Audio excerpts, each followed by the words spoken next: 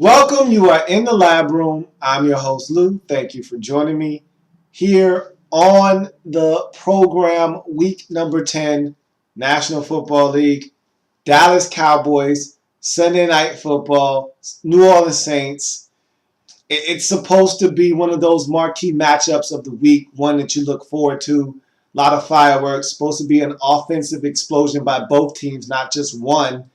And you get a lot of different dynamics here. Sean Payton, ex-disciple of the Cowboys. When Parcells was there, he was under the wing of Parcells with Sean Payton, believed to be the heir apparent to the throne in Dallas. Dallas wanted to keep him around and make him the new head coach when Parcells left. Sean Payton didn't want to wait around. He got the opportunity to fly the coop and leave the nest, and he went to New Orleans. And so you got that dynamic there. Drew Brees, being a Texas kid, grew up a Cowboys fan, always means a little bit more to him to play against the Cowboys. So you got that dynamic there. And of course, there's the defensive coordinator side story. Of course, Rob Ryan, ex-Cowboys defensive coordinator, prematurely fired in Dallas after a lackluster season last year. 2 years in Dallas. First year, strike shortened season, or not strike shortened season, but had to deal with some issues with the lack of salary cap and all of those things. So you really weren't able to go out and get guys to help you. And then last year, the Cowboys dealt with a slew of injuries. This year, the Cowboys are dealing with a slew of injuries. Nonetheless, Rob Ryan was fired in New Orleans, or excuse me, in Dallas, and he's a guy with a lot of bravado, and he wants to exact a measure of revenge and show Jerry Jones that, hey, this is what you could have had, this is what you're missing, and this is what I could have brought to the table if you would have given me a chance to show you what I could have done in Dallas. So he's really turned things around in New Orleans defensively, and he's got this group playing some inspired football. And that's probably been the most surprising part about this New Orleans Saints team this year is, hey, look, you know what you're getting out of Drew Brees. You know what you're getting out of Sean Payton. You put those two together, you're going to get dynamic offense. But what they've been able to accomplish on the defensive side of football, nothing short of remarkable. Anytime you make a switch from a 4-3 to a 3-4 defense, I feel like there's a mandatory year of struggle where you go through a sort of learning curve in a period where guys are trying to learn the system and fit into their niches and roles. And then you don't have all the guys that you need to fill out that 3-4 front. Maybe you don't have the big nose tackle, that space eater up front to command double teams and really set the tone in the middle. Maybe you don't have tough enough defensive ends to set the edge in the run game. Maybe you don't have outside rushing, pass rushing linebackers. Maybe you don't have the linebackers that are tough inside to stop the run. Those are key components of a 3-4 defense. If you don't have all of them, then you're missing parts and bits and pieces of that defense. And so I expected New Orleans to struggle, but they went out, they drafted John Jenkins, and I thought that they already had some personnel that fit a 3-4 defense. A guy like Cam Jordan, to me, is a 3-4 defensive end. That's where he's best suited to play in the National Football League at that 5 technique. And you look at a guy like Junior Gillette, he's primed and ready to be a rush outside linebacker. And so felt like they had some pieces already.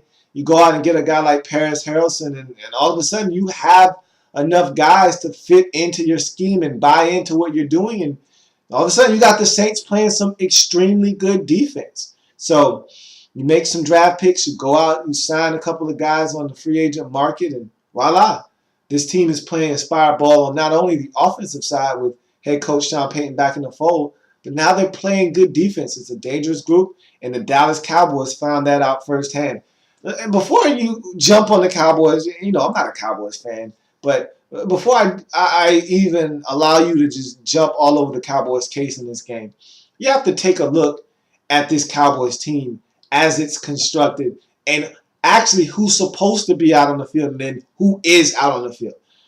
They were absolutely destroyed in this game. Make no mistake about it. And there are no excuses in the National Football League. You play with what you have, and you get it done with the players that you have. Nobody was giving the Cowboys any grief or talking about how banged up they were when they beat Minnesota or when they beat the Redskins. Nobody was talking about how this Cowboys defense was decimated by injuries when they almost beat Detroit. It happens in the National Football League. You endure injuries. It's your job to find a way to overcome those injuries and play football. Now, in the Cowboys' defense, this is a defense that gave up 49 points. Granted, to the New Orleans Saints, they're an explosive offense. They can do that to just about anybody in the league. But Cowboys missing starting safety J.J. Wilcox. Cowboys missing starting cornerback Morris Claiborne. Cowboys missing Sean Lee for a good portion of this game as he left with an injury that's going to keep him out 3 to 4 weeks with his knee. You look at another linebacker that they were missing in this game, Justin Durant. You look at the defensive line, and you could go ahead and go across the board at every single position with the exception of DeMarcus Ware, who was coming back, and he was still banged up, and it was noticeable, and he was affected. His play was affected on the field. So DeMarcus Ware is not healthy. Jay Ratliff has been released unceremoniously from his team because he couldn't stay healthy, and they had some issues there that they couldn't work out. Jason Hatcher missed his first game of the season. And, of course, no Anthony Spencer for the whole entire year thus far. So we're talking about a team decimated on the defensive side of the football. I mean, these guys are no names. You don't know these guys. You don't know where they came from. And so hard to field a defensive team that you have confidence in when you're banged up like the Cowboys are. Again, not making mistakes for them, not making excuses, for them. But gosh, I mean, how many injuries can you occur on one side of the football and expect to go out and produce? It's tough to have 1 or 2 injuries, let alone about 5 or 6 or 7 on the same side of the football. So Cowboys are really hurting defensively, and that's no excuse for the offense, though. The offense struggled, lack of targets for Des Bryant in this game.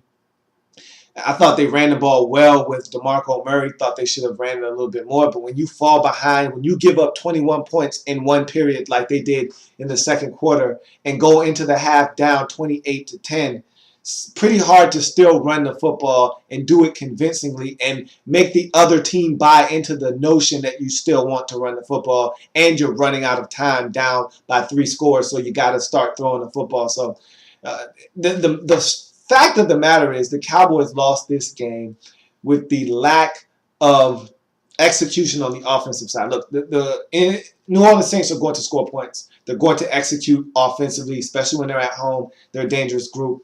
But the Cowboys needed to keep pace with them offensively. They needed to try to slow them down offensively, but if they couldn't, they needed to score points on the offensive side of the football.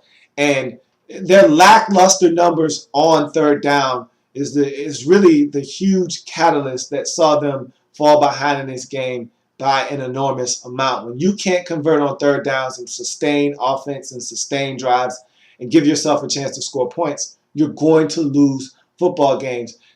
Vice versa, you look at the New Orleans Saints in this game, and Drew Brees was 34 42, 392 yards.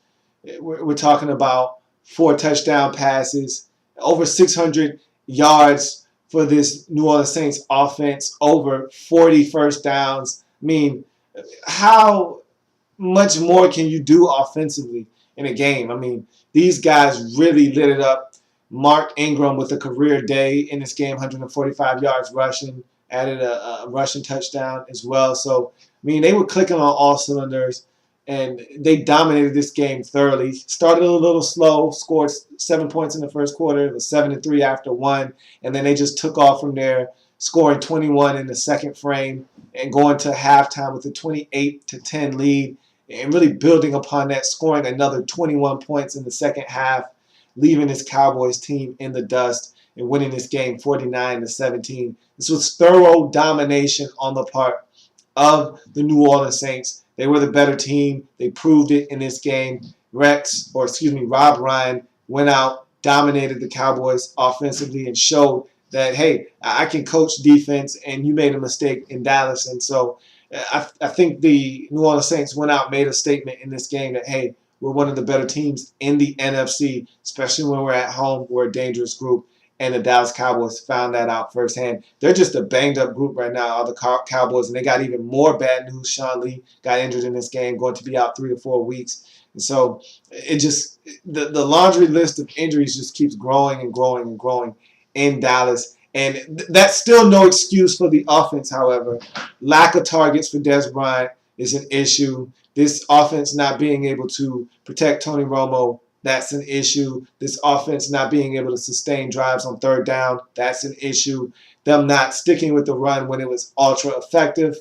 You could argue that that's a non-issue in this game. But again, they ran the football a total of 9 times in the win against Minnesota 2 weeks ago. So this is a team that has struggled with balance in the past. So this Cowboys team has a lot of issues that they have to iron out. But again, it's always good to iron those issues out while you're atop your division, which they still are at 5-5 on the season, even though they lost this football game. So they're still in a good position in their division. Saints get the win, stay atop the NFC South division with this win, go to 7-3 on the season, if I'm not mistaken. And so they're in a good spot.